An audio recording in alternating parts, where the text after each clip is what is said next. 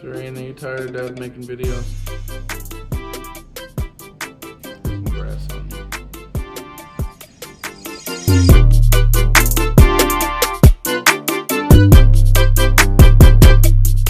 What's going on, everybody? Welcome back to the channel. Today I'm going to be showing you what exactly I bring with me while I go bass fishing. This is going to pertain to bass fishing only. I guess a little asterisk as well. I'm still very new to bass fishing. I've only really seriously picked it up for about 6 or so months now. Pretty much when I started making videos for it is when I really started to get into it. And I'm learning a lot fast, but I just wanted to make this video because I can't make any, I wouldn't be able to get out and make any fishing videos this week. Hopefully next week I can find some time for it. The semester just started up. I need to get used to the schedule because I'll go to class in the mornings and I work up until 10 o'clock at night. So I need to get my body used to the schedule, and then I can start sticking in fishing hours whenever I possibly can. Try to make some videos for you guys. But anyways, we're gonna go through my lures, the types of lures I've gotten, what I've gotten from Mystery Tackle Box that you probably already seen if you've seen my past videos. Terminal tackle, my big bag of soft plastics. This is some from Mystery Tackle Box and some I've just collected over the years of what I've bought myself, and just some other things here and there, and also my rod and reel setups that I have. The brands, what they could be used for, what I use them for mostly, and the reasons why I have a certain type of line on it and things like that. But there's not gonna be any fish in this video, sorry, but hopefully you guys stick around and see what I got, and then go ahead and leave in the comments what you guys have in your tackle box. See if we have anything similar, especially y'all who have Mystery Tackle Boxes or receive those boxes as well. We probably have a lot of the same stuff, but let's get to it. So let's go ahead and go through what I have here in my soft plastics bag. Let's see, first, I've still never actually used these, but I've been wanting to use them for a while now, and this is probably the first thing I'm gonna throw next time I go fishing. It's like a shad jerkbait, but it's got a real long tail to it. It's got like a little ball on the end of it. It's an Excite Baits. I just don't have any other, there's no other information on them, really. I actually got this one in this bag here, which was my buddies that I was stationed with in San Diego. We'd just go saltwater fishing all the time, and he had his stuff in here, and he also had bass stuff in there. And a lot of the things we used to keep all in my truck because we still lived in the barracks at the time. But after he got out, I don't know I can't remember if I forgot or if he forgot. Well, I think we just both forgot, and then I realized I still had his things. He lives in Missouri now, so Matt, if you're watching this, I still have all your stuff, bud, and I haven't used all of it yet, but I have used some of it. But I definitely want to give these a try. They're like a jerk bait, green pumpkin with a lot of different flake in it, like a weedless hook, a weighted weedless hook. It's gonna be really good with this, so I'm really excited to use that here in the future. Next would be what I have here. These are the Excite Baits. I got these in a Mystery Tackle Box. It's the Shad Nasty Quicksilvers. It's a swim bait. Got a real rib swim bait. Got a big paddle tail on it. I put these on the back of a spinner bait, actually, and a topwater, just because I like the way it looked. I like the way the colors matched together. But you could throw this on like even like a kind of like a Texas rig hook and weightless, and you can just run it like a swim bait. Use a spinning setup or even like a real lightweight bait casting. I got some power bait worms here. Got actually quite a bit of power bait worms in here. I'm gonna grab the other ones too. Power bait.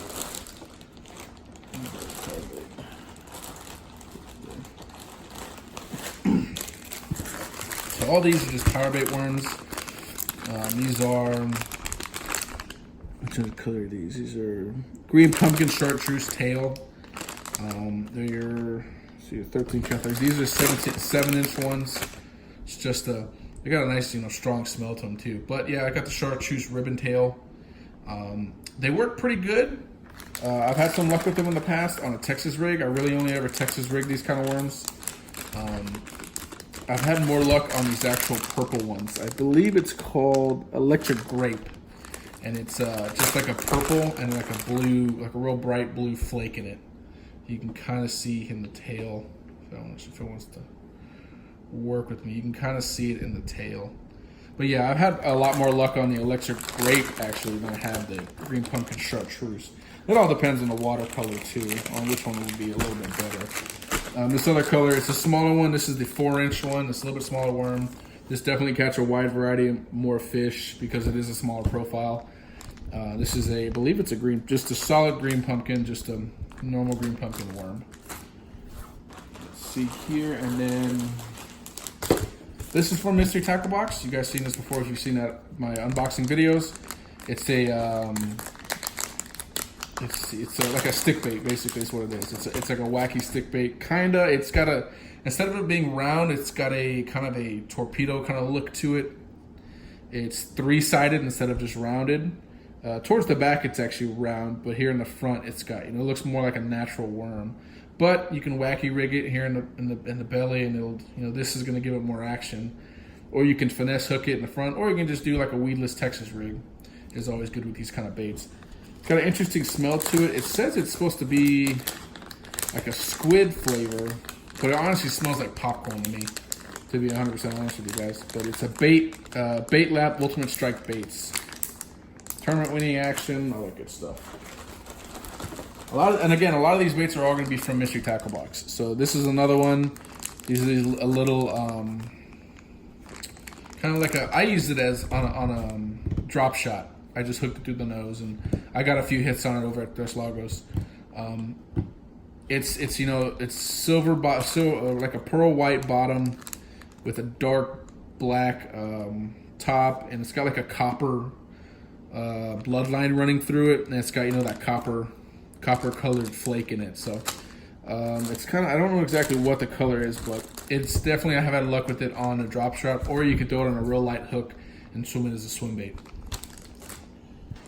Let's see, this is another kind of a drop shot bait, Samantha's Baits. I got this. You guys see me use these when I was using these things for, I was trying to do a Mystery Tackle Box slam, and I only really got caught with these things.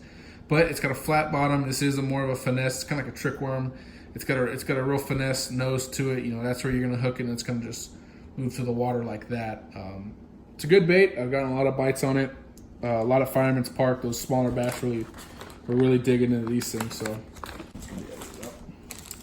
and what I actually bought these myself, actually a while back, because I was putting them on the back of jigs when I first started. These are just the Yum Christie Craw. This is green pumpkin and a watermelon red flake. I think is what the actual color is. Yeah, watermelon red flake. So it's a watermelon color, and it's got the flakes in it. You can see pretty well. It's got red flake in it. Really good craw bait. I've even Texas rigged it and put a small bullwhip in the end and just bounced along the bottom, besides putting it on the back of a jig trailer. And it's given me some good luck. I've caught quite a few fish on that. Another Mystery Tackle Box bait. It's a Cabin Creek. These are the salty lizard. I kept calling them a salt and pepper lizard, but it's a salty lizard. It's just a real clear plastic, kind of like that smoke. And it's just got black flake in it. But this is like a finesse bait, just nose hook it, drop shot, and it caught me a lot of bass over at Fireman's Park. It's a very good clear water bait. So this is something you definitely want to use at Fireman's Park. Fireman's Park's got a lot of weeds, but all those weeds filter the water very well, and so that water ends up being really clear. And so this is my big old bag of worms. My big bag of Senkos. And they're not really Senkos, they're actually Yum baits. They're the Yum dingers. They're all watermelon red flake, and some of them have some O-rings on them. They're all just, I bought this bag of 30 for $10. I was in Houston at the time for a trip, and I stopped in at the Field and Stream there. That's next to Dick's Sporting Goods. It's part of Dick's Sporting Goods. Stopped in the Field and Stream because I'd never been to one, and they had they had these for sale there for $10 for a pack of 30 for $10. So I figured, why not? I was really into Senkos and stick baits at the time, so I went ahead and invested on it. So I'm gonna have Senkos, watermelon red flake Senkos for a while, or Yum dingers for a really long time, unless they just start falling apart on me. But the original bag broke, so I put them in a Ziploc bag. This goes with them. It's just a kind of like a wacky rig setup. It's a wacky, kind of a tube rig. You just slide the stick bait through the hole, and then just go ahead and push the O-ring over it. That way, you know, the O-ring will help your it helps you not lose so many of these things, because when you wacky rig them, they're barely on the hook. And a lot of the times when bass hit them, they're so soft that they can get ripped apart, especially these actual Yamasenkos. Senkos can, that's funny to say, are really, really soft. They're really good baits, but they're really, really soft. And so every time, they're really only good for maybe 1 or 2 fish, maybe 3 if you're lucky. But they go real fast. These Yum Dingers are a little bit firmer. They last a little bit longer. But it always still helps us to put an O-ring over them, because normally it'll slide the bait up the line and up the hook away from the bass. And so, yeah, it's just one way to keep your Senkos last a little bit longer. Next, I got the Biospawn Extra Swims. These are 4.75 inch swim baits. These are really good. I had 5. I was using them out at Tres Lagos, and I actually was skipping them across the water, and my line popped and lost a swim jig and one of these guys, so I was pretty bummed. But these definitely feel really good in the water. They look great in the water. I've gotten a few hits, no takes yet. I haven't landed any fish with it, but it's got I think it's called, let me see here, Sexy Shad color. It's got that kind of a clear bottom with a real, kind of like a lime green almost, kind of like a, I actually say chartreuse flake in there with some gold mixed in. And that, you know, light blue top going across the top, light blue top basically. It's got a big paddle tail, going to move a lot of water, create a lot of vibrations. Something for those bass to hone in on, even in stained water. And last but not least, for my soft plastics, I have the Sakoshi, the 10,000 Fish Sakoshi Bug by Catch Company. I've had some really good luck with these. These are really kind of big on social media right now. If you guys follow Catch Company or Mystery Tackle Box or shopcrawls.com. These guys are real big up north for smallmouth. Of course, we don't have any smallmouth down here in the Rio Grande Valley. But when fishing is getting tough, especially how it was here in August in these hot days, you know, put this on a Ned rig, which I'll show you in a little while, or any kind of just light hook with a dense jig head, and just bounce this thing along the bottom. And it doesn't give much movement. The only thing that really gives movement are the little feelers, and that just little bit of movement will make any kind of lethargic or finicky fish bite it. So that's why these things are so good. It's very good for finesse fishing when the bite is getting really tough, especially how it was in these hot summer months. Hopefully, you know, it's the end of August.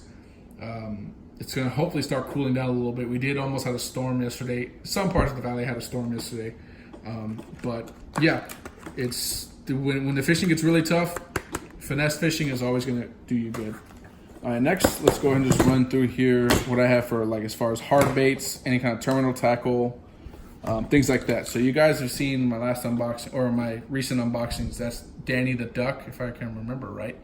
Kind of like a topwater frog. It's got the 2 hooks in there. It's basically what it is. You can either walk it or straight retrieve. You know, I found the straight retrieve actually kind of gives it a little bit more natural look of an actual duck swimming. Gives it a big V in the water. Haven't had any luck or any hits on it lately from the times that I've used it. But it is my mission this year, by the end of this year, this calendar year, it is August right now, the end of August, I do need to catch a fish on this. I have some places that I want to try it out. So that's definitely public enemy number 1 for me. As far as another topwater frog, I got this one last month from Mystery Tackle Box. It's a weighted, kind of a tadpole frog, same hook setup. It's got some heavy lead here in the front, and so it sinks. And so you can kind of bump it along the bottom, or you can straight swim retrieve it. And this tadpole tail in the back gives it a lot of action. Out at Fireman's Park, this got a lot of follows from a lot of medium-sized bass and even smaller bass. They definitely were taking a look at it. They were intrigued about what it was. And the darker colors, the more natural colors for it, really probably is what made that happen, and that vibrating tail. See, another topwater, you know, most of these are going to be Mystery Tackle Box. I'll let you know when they're not Mystery Tackle Box. That's a bit easier. This is the Hula Popper 2.0. Got this here last month, or this box I got this month. It's got this feathered treble hook in the back. Haven't had any luck on it yet. I haven't used it that much. I need to more, and next time I get out, I'm definitely going to be using most of these just to see what I can catch.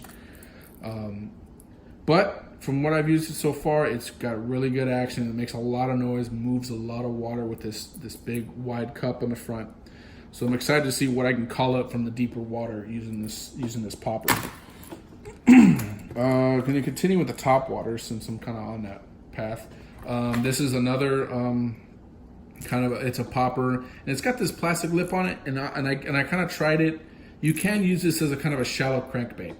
It does stay below the water, and it does have a lot of noise to it. It's got a lot of beads in there. It's got the chartreuse bottom, kind of a bone color. It's got some cool,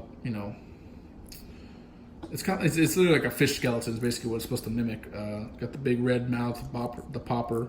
Moves a lot of water. You can pop this one a little bit faster since it's smaller, but you can also, like I said, you can use it as like a shallow crankbait. I did see it was effective that way. Have gotten a few hits on it, but I've just not set the hook good enough, and I've lost fish. So that's really on me. That's not on the bait. Another one I have would be, if I get it, we don't want to stop hanging out with each other. Like that.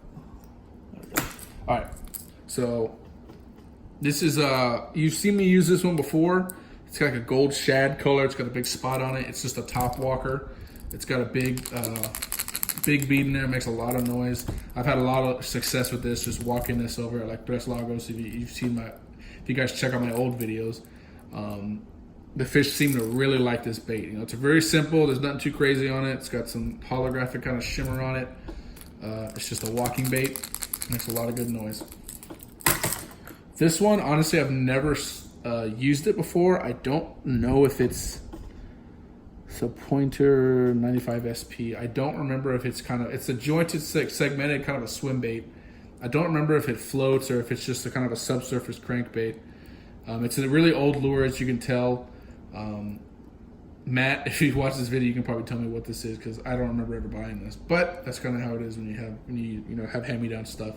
But I definitely want to give it a try. It definitely looks really good. The action feels like it's going to be really nice. So we'll give that a shot in a future video. So now on to the crankbaits, square bill crankbaits. They're all basically the same. These are all from Mystery Tackle Box. At least these three. Well, I got one more in there too. So they're all, this one's a kind of a craw color. That's the bluegill, and then this is kind of like a shad. So when the shad spawn is coming around, or even just the bluegill, I've actually caught a tilapia on this one, surprisingly. Nothing on the craw yet, but I do know we have some places where this can work really well. Another crankbait from Mystery Tackle Box would be this one. I just got this one this month. Cool colors on it. It's got a different, bill on it, but it is the same depth as those other square bill crankbaits, so it's a shallow one. It's got a little bit more noise to it, actually a lot more noise. So I'm excited to use this one in more dirty water, cause a lot of vibrations to call some fish from around the area. This one, I've actually caught tilapia on this as well. This is like a little, kind of like a Rapala. It's a little bit deeper diving crankbait, but it's a lighter to smaller profile. It's a craw colored. It's almost, like a rage, kind of like it's not a fire tiger. It's the flicker shad from, I don't know exactly where from. I can't remember the brand, but it's one of my oldest oldest crankbaits. So I really like that one. I've had a lot of luck with that one. This is a lipless crankbait, missing an eye, but it's just like a rattle trap. It's a Daiwa Game Vibration S. So it's actually, I didn't know it was a Daiwa, but it's got a lot of noise to it. Makes a lot of noise. It goes straight to the bottom. It's like a rattle trap is what it is. I haven't got any hits on it yet, but I know in that dirtier water, moving this thing along the bottom and covering water, someone will take it. Okay, so moving on from any kind of hard baits or crankbaits, we're going to move into kind of like a spinner bait or jigs. So this is a spinner bait I just got in my Mystery Tackle Box. It's a heavier one. I think this is like a 1/2 ounce or a 3/4 ounce. It's a heavy spinner bait. I actually used this at the coast here the other day. I went to the jetties and was throwing this thing around. Got a few hits on some specks, but I couldn't keep them on. Seems to be a recurring theme for me. But yeah, it's a great bass lure. It's for that deeper water. It's got a big head on it, but I've had some good luck with it. Let's see, smaller spinnerbait. Can't talk. Different colors of black and white, kind of, and red eyes. This is what I would pair with that Shad Nasty swim bait I had. I put that one on the back of this one because it was the same colors, and they it looked like it just went on there naturally. So that was a good thing to pair this one with. Let's see what I can do. This is my chatterbait. This is the chatterbait that I purchased right at the beginning of summer. I've caught about 3 or 4 bass on it. This has been my more successful moving lure. You really can't go wrong with the original chatterbait. I usually throw, what I have been throwing in the past is those Yum craw soft plastics that I have. I put them as a trailer. I'll bite off at the very end of them to make them a little bit shorter, make the presentation a little bit more compact, and I'll just burn it over the weeds and burn it over the grass beds, over like at Tres Lagos is where I've had my luck with it. But it's got that same kind of, like, it's that green pumpkinish color, dark on the top, lighter on the bottom. But it's a very good thing to pair with that Yum craw. So that's mainly what I use it for. Next thing I have this football head jig. I was using this Yum craw on it, but I didn't have any luck with it. As you can see, I bit the end of it off. It's basically how I would rig up that chatterbait. But it's a football head jig, real heavy. It's a black and blue, black and purple, black, blue, purple basically for dark stained water. I used this over at the Nueces River, is where I used it last. Didn't have any luck. I wasn't fishing long. I kind of just stopped there real quick to try it out. But I basically just put that craw on the back of it and was bumping along the bank and bumping along the deeper waters to try to get anything to hit it, really. It's got this weed guard, but it's a very good punching rig or something that can get through some weeds and get you to where those bass when they're hiding under shade. This is another one just about the same, but just not as heavy. You can even use this as a swim jig as well. You can trim up these, trim up this skirt to probably about right there and use it as a swim jig. It's just a lighter version of what the other one was, and it's got eyes. It's just different color as well. Here's another little spinner bait. This was I think this was like 75 cents at Walmart, to be honest with you. Definitely a good lightweight spinner bait. It's very realistic looking. It's got that shad color to it. Nice little paddle tail, big eyes, and this little tiny spinner. You can definitely catch, some panfish, some bluegill, some probably crappie on this as well. And I'm sure some bass as well. I haven't had any luck with it. I haven't used it that much. I just thought it was cool looking lure. So next, all of these I've actually gotten out of the mystery tackle box. This is it's kind of like a football head jig, but it's jointed, it's separated, so the bait can kind of just swing freely. When the line is tied to that, this is sitting on the bottom, and the bait can kind of just move around or fall to the bottom. However, it looks probably a little bit more natural. Not really sure what situation it could be used for. You can even weedless Texas rig it as well. It's what it looks like it's used for, so it could be weedless. Definitely going to use this more here in the fall. See if I can get something, just piss the bass off enough to take a hit off of it. These other ones are kind of the same thing. They're weedless setup. They got the screw for the soft plastic to stay on. That way it's a weedless setup. Got these through mystery tackle box. They're like a greenish color. They'll stand up on the bottom like that, just to present the bait up in the water column. And then let me see here. It's just a shaky head, standard shaky head. It's got the screw lock on there for a weedless. You can use this for a swim bait. Those smaller swim baits I used it for had some bites on it. You can really use this for a lot of applications. And this one here is that Ned rig I was telling you about.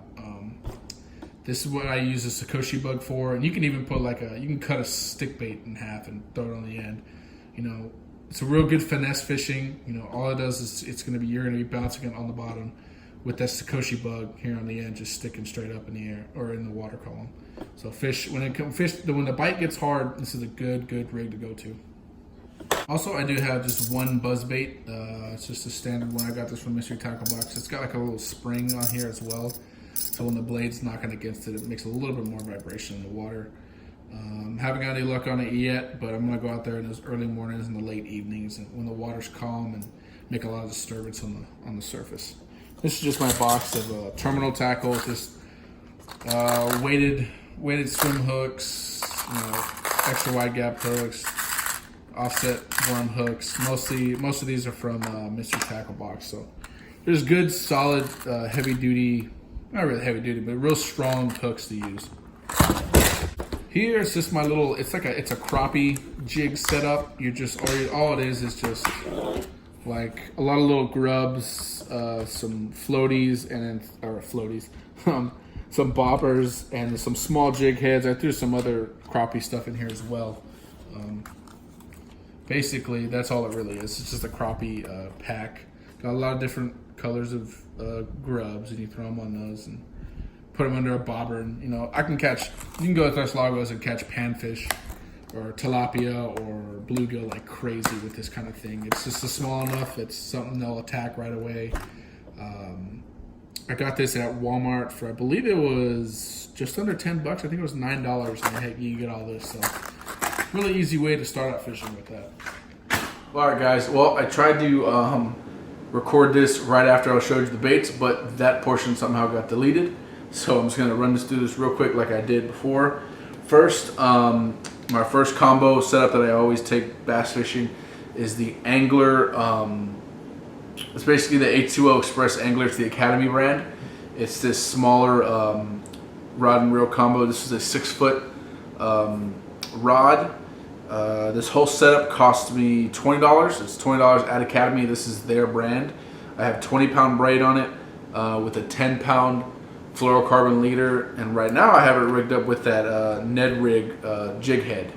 As you can see, it's kind of that mushroom head is what it's called. And I put that Scotia bug on it, or I could even put a stick bait on the back of it. And it doesn't give it much action, which is kind of good when the fish are finicky and the bite's slow.